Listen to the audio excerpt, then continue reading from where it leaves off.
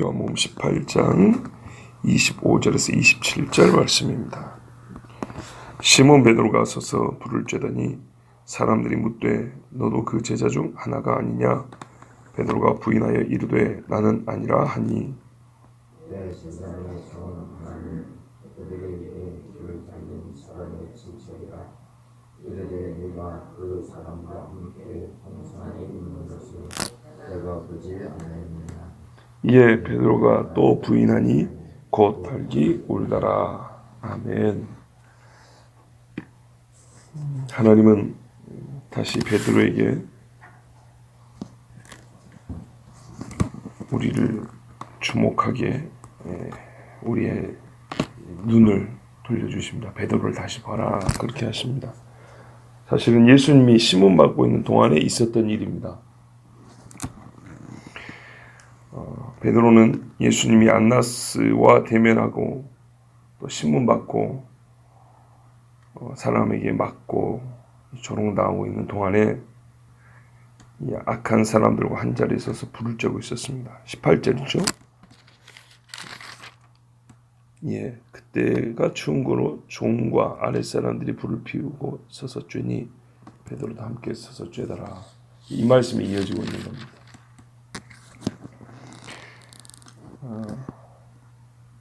이 장면을, 그러니까 베드로가 불을 쬐면서 사람들과 함께 이제 대화하고 예수님을 부인했던 일이 있지 않습니까? 이 장면을 기록하는 데 있어서 요한복음은 다른 복음서와 달리 직접 화법을 사용하지 않습니다. 그러니까는 예를 들면 다른 복음서 하면 구체적으로 말의 내용이 나오잖아요. 예를 들면 베드로가 말하면 나는 네가 무슨 말을 하는지 알지 못하겠노라. 뭐 이런 식으로 베드로가 한 말을 직접 그대로 옮겨놔야 되는데 그런 게 요한복음에는 다른 복음서만큼 잘 나와 있지 않아요. 보세요. 두 번째, 세 번째 가면 다른 복음서를 통해서 우리가 뭘 하냐면 베드로의 말이 더 길어진다는 걸 알 수 있어요. 저주하여 맹세하여 이르되 나는 그를 알지 못하노라. 이 사람아 나는 네가 무슨 말을 하는지 알지 못하노라. 이렇게 말이 길어요. 왜냐하면 계속 물어보니까 아니라고 부인을 해도 계속 물어보니까 훨씬 더 강조하기서 아니라고 예수님과 상관없다고 말하기 위해서 베드로의 말이 상당히 길고 그 긴 말을 자세하게 말 그대로 따와서 기록을 해놨어요. 요한복음은 근데 갈수록 짧아져요. 그렇지 않습니까? 분명 그래요. 첫 번째 물어봤을 때 하고 두 번째, 세 번째 갈수록 하고 맨 마지막 27절 보세요. 맨 마지막 27절은 무슨 말 했는지 없고 그냥 부인했다. 이렇게만 해놨어요. 그죠? 이게 좀 특별한 점입니다. 그러니까는 요한복음은 베드로가 한 말을 그대로 따와서 기록하지 않고 간략하고 또는 분명하게 베드로가 주를 부인했다는 사실만 이야기합니다. 우리가 신문기사도 자세하게 나온 게 있고 그냥 뭔가 있었다더라 이러고 간단하게 넘어간 경우 있죠. 요한복음은 그런 식이에요. 간단하게 넘어갑니다. 그런데 여러분 이 간단하게 넘어간다는 것이 중요하지 않다는 베드로의 한 행동이나 말을 중요하지 않게 보고 그냥 말 그대로 가볍게 넘어간다는 뜻은 절대 아닙니다.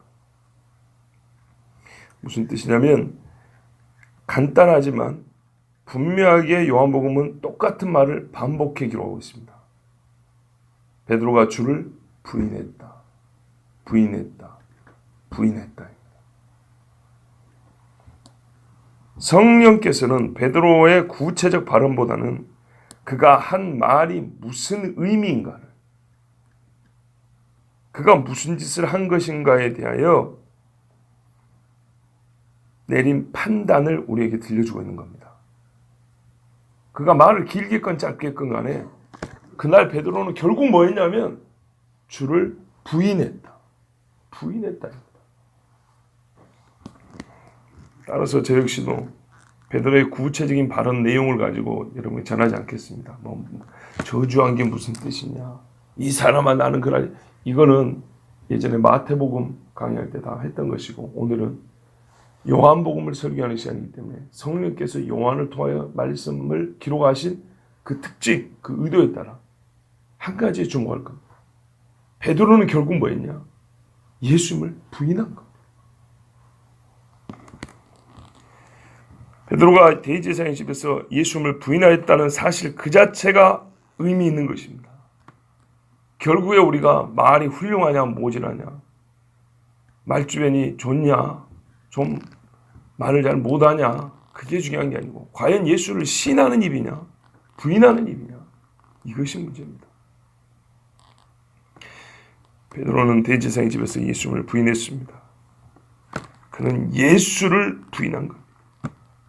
내 평생에 내가 최종적으로, 그러니까 어찌어찌 해서, 그러니까 이번에는 우리가 결론을 좀 따져보자. 결론적으로 내가 예수님을 그때 시인한 거냐 부인한 거냐.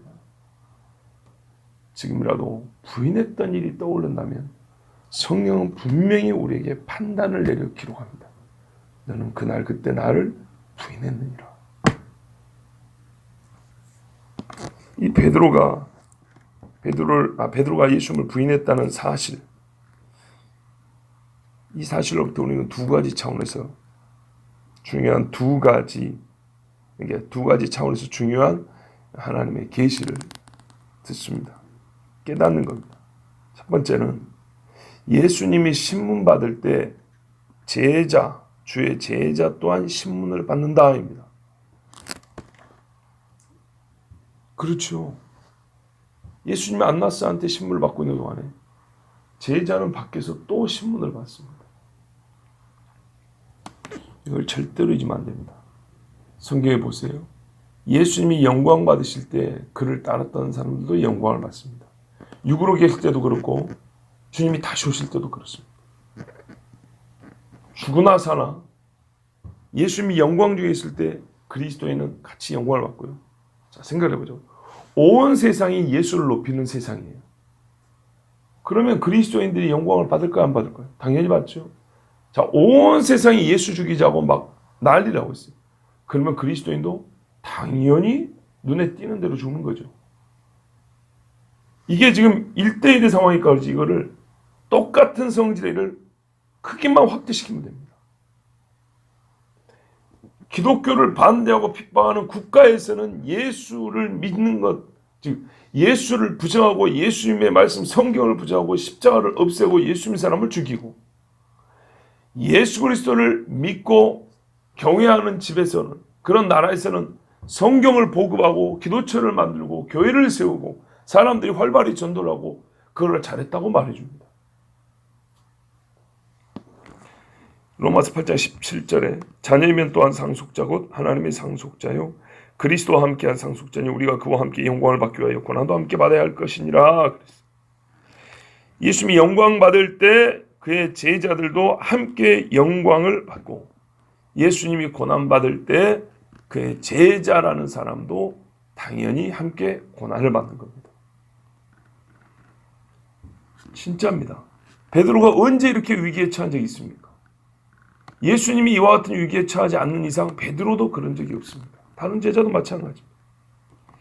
로마서의 이 말씀이 실제 이 시각에 베드로에게 일어난 일을 일반적으로 모든 그리스도인에게 적용한 겁니다.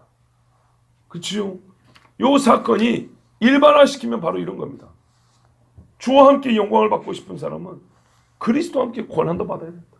왜냐하면 동시적으로 발생하니까. 보세요. 주와 함께. 세상은 그리스도인을 시험하되 예수 믿냐? 예수님을 시험하는 그때 같이 시험하되 단번으로 끝내지 않습니다. 이게 참 중요합니다. 이 거짓 선지자 내지는 대제사장이 예수님을 분명히 한마디 했으면 자기들의 거짓이 드러났기 때문에 미안합니다 하고 예수님 보내줘야 되는데 그러지 않냐고 끝까지 예수님을 잡아 죽일 빌미를 가공을 하든 어쨌든 됐다 할 때까지 계속 물고 늘어집니다. 거짓 선지자 데려오고 예수님 입에서 내가 하나님의 아들이라 소리 나올 때까지 계속 대화를 이렇게 유도해가면서 결국에는 죽일 이유를 찾지요. 꼭 그렇습니다. 세상은 그리스도인을 시험하되 단번으로 끝내지 않고 완전히 무너지기까지 집요하게 물고 늘어집니다. 믿어도 진짜 믿는지 확인하는 것처럼 주를 부인하는 것도 진실로 부인하여 완전히 부인한 자로 만들어 버리기까지 시험합니다. 너 부인했어? 장난이었는데 이런 말 못하게 진짜로 부인했다고 빼도 박도 못할 정도로 그렇게까지 물고 늘어집니다.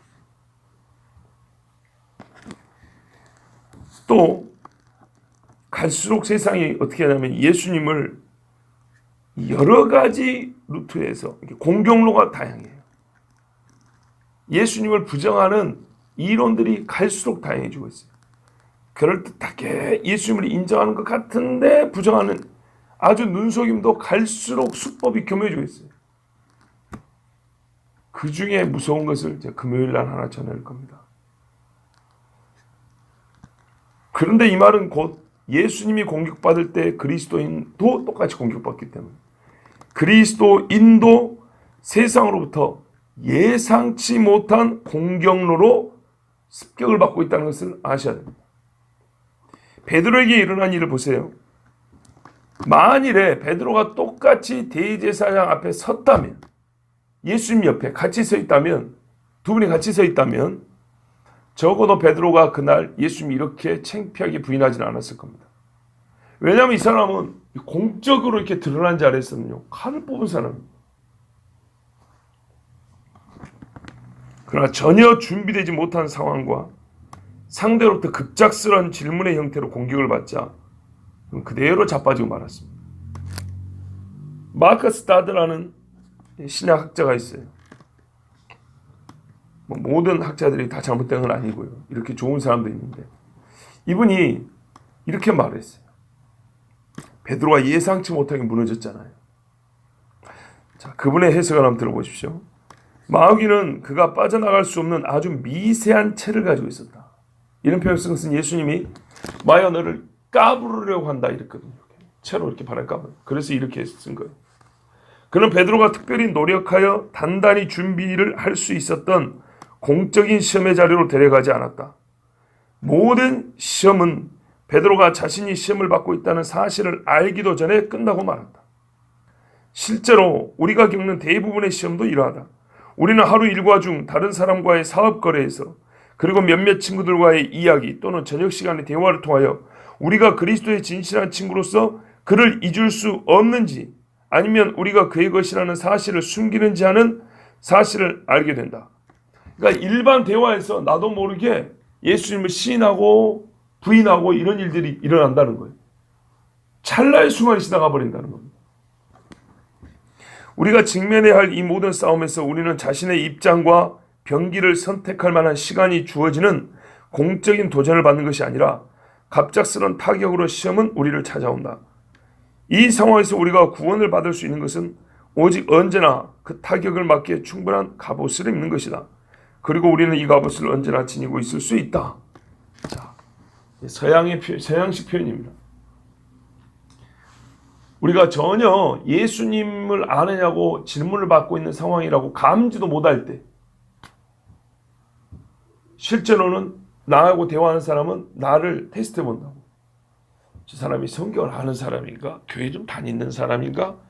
그들 나름대로의 교묘한 둘러대는 그런 말투로 우리와 대화를 하면서 확인을 해본다는 거예요. 근데 나는 지금 이 사람이 나를 예수 믿는 사람인가 확인해 볼 심산으로 하는 말인 줄도 모르고 그냥 아무 의미 없이 내뱉는, 결국에는 믿음이 들어갔지 않는 대화로 끝내버리는 수가 많다는 거예요. 이걸 어떻게 준비하냐? 그러나 이 다드가 하는 말은 그래도 우리가 이 대화에서 구원을 받을 수 있는, 그러니까는 내가 충분히 예수 믿다고 말할 수 있는 준비를 갖출 수 있다. 왜냐하면 성경에 너희가 빛의 갑옷을 입자 그랬잖아요. 하나님의 전신갑주를 입으라 그랬죠. 이제 요 이미지를 따온 겁니다. 항상 우리는 충분한 갑옷을 입어야 되는데 이 갑옷은 언제나 입을 수 있다. 이 무슨 뜻입니까? 언제나 우리는 이런 말씀을 통해서 깨닫고 배우기 때문에 하나님의 말씀을 가까이 하고 있기 때문에 그것을 상황을 금세 캐치하고 거기에 대한 준비를 할 수 있다는 겁니다. 그런데 베드로는 이게 안 돼 있었던 상황이에요. 근데 대부분은 이렇게 해서 넘어간다는 겁니다. 막상 채찍을 앞에 들고 칼을 목에 대고 너 예수쟁이 맞지? 이럴 때 공적인 자리에서 대지대 앞에서 이렇게 정확히 신문을 할 때면 괜찮은데 나 추워가지고 대충 뭐 이러고 있는데 당신도 예수가 나 아닌데 이렇게 나와버린다는 거예요. 우리 하는 말로 어떤 뭐할 겨를도 없이 이렇게 한번 내뱉고 나면 그때 어떻게 해요? 그 말 한마디부터 자기가 한 말로부터 이게 심장이 쪼그라들기 시작을 해요. 자, 두 번째 우리가 또 깨달을 수 있는 건 뭐냐면 시험하는 자는 베드로가 누구와 함께 있었는지 구체적으로 누구와 함께 서 있었는지를 알고 있습니다. 그것이 그의 정체를 묻는 이유입니다. 무슨 말이냐면 묻는 사람이 먼저 이렇게 말했어요. 네가 그 사람과 함께 동산에 있는 것을 봤다 그랬어요. 구체적으로 네가 예수와 함께 동산에 있던 것을 내가 알아. 맞지? 이렇게 물어봤다. 마귀가 오히려 우리에게 기회를 주는 것 같아요. 너 길 위에 소리 교회 다니는 거 내가 봤는데 맞지? 이렇게 물어본다고요. 그냥 아무것도 모르고 떠보듯이 혹시 교회 다니는 사람 아니야? 이게 아니고요. 길 위에 소리 다니는 거 봤고 거기서 예배 드리고 나오는 거 봤는데 너 예수쟁이 맞지? 이렇게 물어보는데도 아니라고. 얼마나 부끄럽습니까? 그렇죠? 그러나 베드로는 자기의 정체성을 오히려 마귀가 다 알고 얘기를 하는데도 자기에게 이걸 캐묻는 사람과 지금 같이 서 있잖아요. 오히려. 그래서 예수님을 시인하지 못합니다. 베드로를 시험하는 사람들은 현재 자기들과 함께 서 있는 베드로가 지금은 불전과 같이 서 있죠. 그렇지만 실은 이 베드로가 원래는 예수와 함께 서 있던 사람이고 지금도 사실은 그래야 한다는 것을 알아요. 오히려 베드로에게 묻는 사람이 그걸 알고 있어요. 베드로에게 끼우쳐주고 있어요. 너 지금 우리랑 있어야 되는 게 아니고 저 사람하고 있어야 되잖아. 동산에서 같이 있었잖아. 여러분 보세요. 우리가 주님을 부인할 때 오히려 세상 사람들이 잘했다고 안 해요. 창피를 당합니다. 창피를. 베드로는 지금 이 조금 깊은 차원의 이해를 전혀 하지를 못했어요. 왜냐하면 역시 그가 지금 묻는 사람들과 같이 있기 때문입니다. 이게 그의 지금 영적 상태입니다. 자기에게 너 예수님이 맞지 않은 사람들과 지금 같은 편에 서 있을 때는요. 자기가 지금 무슨 질문을 받고 있는지 이 사람들이 무슨 의도로 나한테 지금 이런 말 하는지 감을 못 잡아요. 여러분 우리의 예상과는 달리요. 실제는 반대 방향, 다른 방향으로 진행되는 경우들이 있습니다. 이런 경우도 그렇습니다. 우리는 예수님을 시인하고서 불죄는 사람을 떠날 수 있을 것 같습니다. 자, 불죄는 사람 같이 있는데 너 예수님이 맞지 하면 그래 맞아 나 예수님이야 하고 떠날 수 있을 것 같죠. 시인하고 떠날 수 있을 것 같죠. 근데 실상 우리 현실은요 이와 반대로 진행되는 경우도 많아요. 내가 그 사람들의 무리에 들지 않고 있을 때야 나 예수쟁이야 라는 말이 나올 때가 있다고. 무슨 말씀인지 이해되시죠? 예. 그러니까 우리가 처음부터 내가 서 있는 자리를 항상 잘 살펴봐야 돼. 처음부터 예수님 저기 계시라고 자기는 불제는 사람과 같이 있으면서 내가 예수님 시인할 수 있을 것 같죠? 안 된다니까요. 시인하고서 네 같은 놈들하고 안 놀아 이러면서 나올 수 있는 것 같은데 실제로는 그렇게 되는 일이 별로 없어요. 처음부터 고난을 당하고 괴롭더라도 그 따뜻한 불을 거부해야 거부하고 찬 데 서 있어야 외로운 데 서 있어야 막상 네가 왜 거기 서 있냐 이쪽으로 오지 아니야 나는 예수 믿기 때문에 당신과 함께 서 있을 수 없어 이렇게 말이 나오는 거예요. 떡고물 받아먹고 나면 표 다른 데로 찍어주기 어려운 것처럼 그런 거예요. 처음부터 내가 서 있는 자리를 잘 선택해야 돼요. 이에 베드로가 또 부인하니 곧 닭이 울더라 그랬습니다. 베드로가 완전히 주를 부인했다는 얘기입니다. 부인하고 또 부인했습니다. 시험은 끝났고 베드로는 틀렸습니다. 낙제했다고요. 베드로는 주님을 부인하였습니다. 여러분 보십시오. 시험 문제는 오직 한 가지였습니다. 기회는 3번이었습니다. 마귀의 테스트는 이렇습니다. 여러 가지 세상의 환경과 또한 여러 가지 사상과 이론들, 결국에는 딱 하나 요구합니다. 예수를 부인해라 합니다. 반복해서 테스트합니다. 예수 믿기 시작해서 죽을 때까지 시험을 한 가지입니다. 예수를 부인해라 합니다. 마귀의 원함은 한 가지. 오직 내 입에서 예수가 부인되는 것. 하나님의 원함은 한 가지. 오직 내 안에 예수가 주님 되시는 것. 주를 시인하는가 부인하는가. 딱 한 가지 시험, 평생 우리가 겪는 시험입니다. 다른 모양새를 갖고 있긴 하지만 본질로 들어가면 이 한 가지입니다. 베드로는 주님을 부인했습니다. 이렇게 듣고 보니 무서운 고발이죠. 성령이 감동하여 쓰게 한 게 성경입니다. 성령의 판단입니다. 베드로는 그날 밤 예수님을 부인했다. 성경의 기록은 우리로 교훈을 얻게 하심인 것이 많습니다. 그 중에 오늘 이 말씀을 통해서 우리가 깨닫는 것은 숫자로 똑같이 3번, 4번 뭐 이렇게 같지는 않지만 동일한 패턴으로 우리가 시험을 당한다는 겁니다. 한 가지 문제, 기회는 여러 번. 지금까지 틀렸다면 생명이 있는 한 또 기회가 있다는 뜻입니다. 이제부터는 이 기회를 놓치면 안 됩니다. 나는 주 예수를 안다. 그의 제자다. 이것이 정답입니다. 우리는 이렇게 정답을 찾았지만 당시의 베드로는 주님이 베드로와 눈을 맞춰주시고 오답을 가르쳐 주시니까 정답을 알게 됐습니다. 우리는 읽고 정답을 찾았어요. 근데 베드로는 오답을 듣고 나서야 내가 틀렸구나 하고 나서야 정답을 깨닫게 됐어요. 이에 베드로가 또 부인하니 곧 달기 울더라. 달기 바로 땡 하고 틀렸다고 친 종소리가 됐어요. 틀렸습니다. 딩동댕이 아닙니다. 제 말이 충분히 이해가 되시죠? 닭 울음소리는 틀렸다고 땡치는 소리입니다. 저는 그래서 이 마지막 말씀을 이렇게 다르게 한번 읽어봅니다. 이 말씀의 의미를 더 깊이 새기기 위해서 조금 같은 뜻인데 다른 방식으로 읽어봅니다. 이에 베드로가 또 부인하니 곧 닭이 울더라. 이거를 베드로가 주를 부인하는 소리를 듣고 닭이 울었다. 베드로가 주를 부인하는 소리를 듣고 닭이 울다. 이 말이 좀 이상해 들릴 수 있습니다. 그러나 주님의 말씀 이렇게 예언하셨죠. 베드로야 내가 너에게 말하노니 오늘 닭 울기 전에 내가 3번 나를 모른다고 부인하리라고 했어요. 이 말씀은 예언이죠. 예언이면서 동시에 베드로에게 틀렸다고 깨우쳐주는 말씀이죠. 닭 소리가 네가 나를 부인했다는 것을 너로 하여금 생각나게 하는 소리가 될 것이다.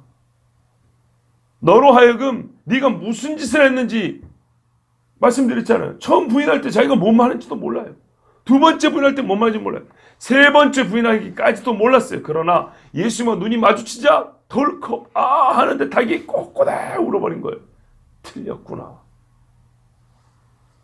여러분 이것은 앞으로 있을 일을 그냥 내다본 것으로 끝난 것이 아니고 베드로를 깨우쳐주기 위한 예수님의 준비였습니다. 닭 울음소리는 준비라고. 너를 틀렸다고 깨우쳐주고 너를 다시 세우리라는 예수님의 준비였습니다. 그러면 닭은 반드시 울어야 됩니다. 그렇죠? 제 마음대로 우는 닭을 예수님이 시간적으로 미리 아시고 닭이 울 거야 이런 식이 아닙니다. 내가 너를 깨우치게 하여 닭 울음소리를 준비해놨다입니다. 그러므로 이 닭은 베드로의 부인 소리를 듣고 울었다 이렇게 제가 표현한 겁니다.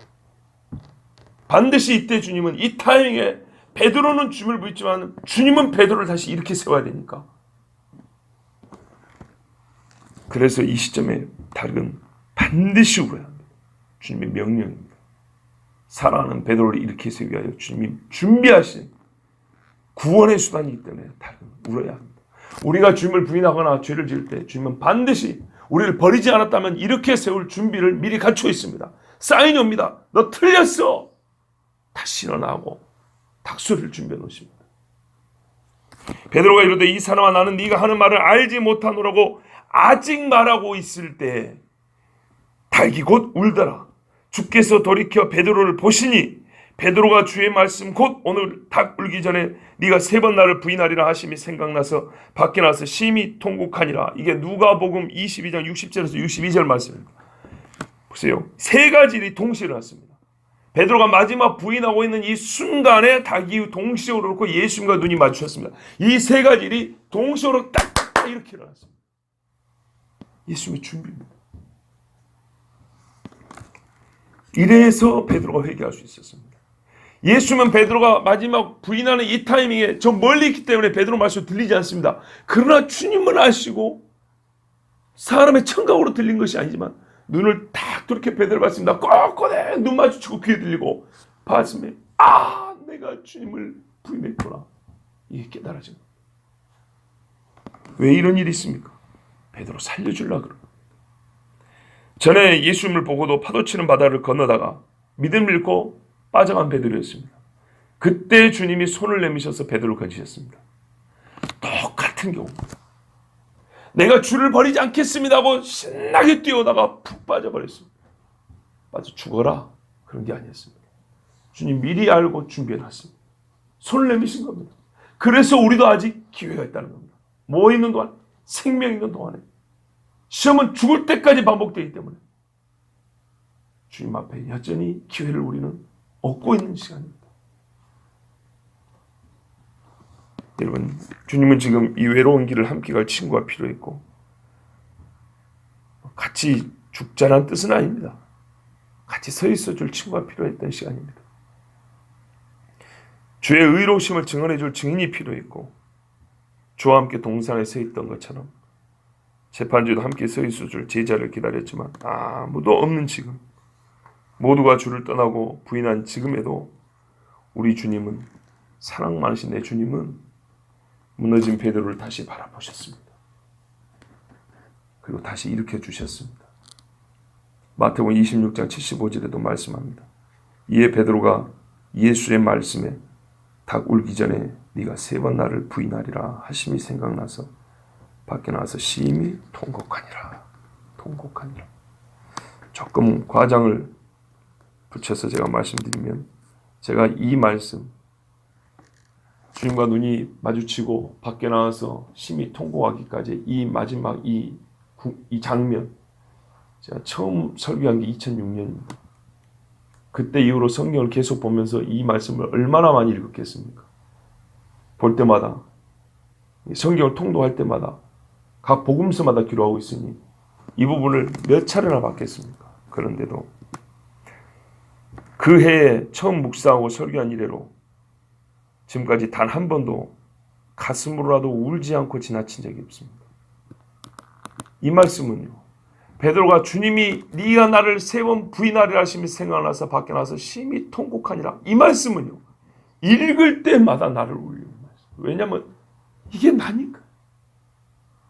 뭐라고 뭐라 해도 우리는 진실로 주님을 부인하고 살아왔기 때문에 알지 못하는 시간에도 여러 차례 숱하게 주님을 부인하기 때문에 그럼에도 주님이 붙잡아주는 그 손이 여기에 기록이 되어 있으니까 물에 빠져 죽어가는 나를 살려주는 주님이 손이 여기 있으니까 정말 냉담하게 무감각하게 넘어간 적이 없어요. 우리 주님이 무엇을 기다립니까? 우리가 주의 증인 되기를 기다립니다. 그러나 증인되지 못한 자라면 지금 나는 무엇부터 해야 주님 증인 될 수 있을까요? 함께 불쬐던 자리에서 떠나 밖으로 나가 심히 통곡하는 것부터. 베드로가 거기 있어서는 절대 증인 못 됩니다. 바로 이 일부터 있어야 됩니다. 내가 어디에 서 있어야 될지, 내가 현재 서 있는 곳이 옳은지 그른지부터 그것부터 깨달아 알아야 됩니다. 이 요한계시 18절 내 백성아 나오라 그랬죠. 17장 나오라. 음녀 바벨에서 나오라. 그와 함께 망하지 말고 이 밖으로 나와야 됩니다.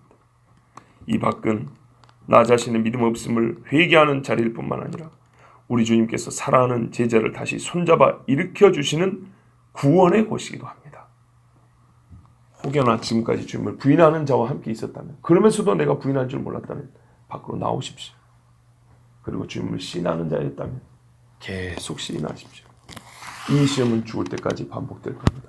그래서 너희가 처음 믿은 바를 끝까지 견고히 잡으면 그렇습니다. 마귀는 우리가 끝까지 견고히 잡고 있는지를 늘 테스트할 겁니다. 주님 우리를 끝까지 보고 계십니다. 그리고 끝까지 붙들어 주고 손을 내밀고 계십니다. 잡으십시오. 불쩌던 자리에서 나오십시오. 죄는 밖에 나가 통곡하여 회개하고 주님의 손은 항상 붙잡고 늘 그래서 주의 증인으로 살아있는 신앙으로 서있는 우리 모두 되기를 바랍니다. 기도하겠습니다. 하나님 아버지 감사합니다. 거룩한 백성들 살려주시고